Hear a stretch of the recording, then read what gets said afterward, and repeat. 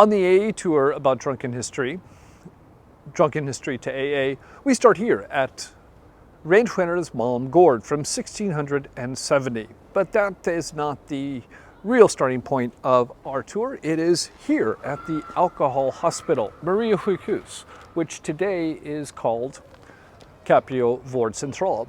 This is one of two alcohol treatment facilities in Stockholm. The other one's at St. Göran's. I can tell you from personal experience that the care here is excellent, and also it only costs about $10 a day, meals included. I got a nice vegetarian option when I was in here. While I was waiting to be admitted for treatment, a man came in who'd been living rough for several weeks, and he had really bad athlete's foot. He hadn't taken off his shoes in weeks.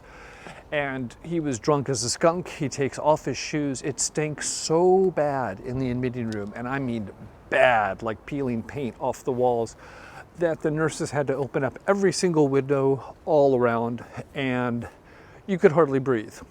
One of the nurses came out and said, "We can't have it this way. This is awful."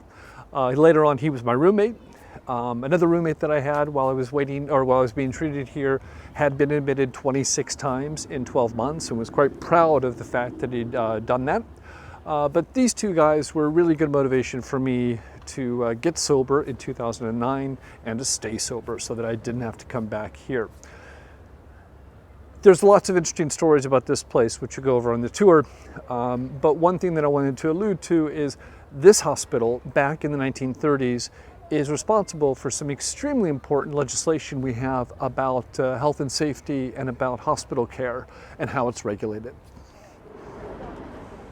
On our tour, we'll be visiting Gamla Buses, which was the Bosättningshäkte, or the debtor's prison. A lot of alcoholics spent time here. Ironically, this got turned into a gay bar in the 1990s. And Karl XIV Bellman did some of his best work. He was kind of the national poet and the national troubadour of Sweden back in the 1700s. And he did some of his best work inside these walls while he was trying to get bailed out. So there's consequences to drinking, and historically the consequences were, I would say, worse. You're in the Middle Ages and onward, and you get a little too much to drink, a little bit under your vest. You start to get mouthy, and you get in a fight. What do you do when you're in a fight? Well, you start slinging some insults.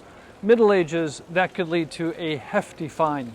Where you wound up until the 1700s, was here at Rådstugan. That was a building that was here before the Nobel Museum and also before the Stock Exchange before that.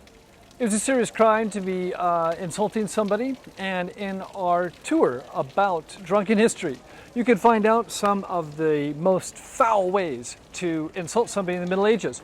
Also, we'll go over a few court cases from the 1700s with very inventive and scatological ways of insulting your neighbor. How they got punished, how much they got punished, all of this is covered in the tour. When it comes to the culture of drinking, songs, music about drinking, we can thank Karl XIV Bellman, who's kind of the national musician and poet. And he did a lot of drinking here in the 1700s at the Golden Piece, famous restaurant that's been running for centuries, under different owners, of course. But did you know that Karl XIV Bellman's also known for founding a order of chivalry just for drunks? And that is a fantastic story that you can find out about on Berusad på Historia and Drunken History. Real AA started here many decades ago. And here in Sweden, we can actually thank the Finns that lived here in Sweden. They got real AA before the Swedes did.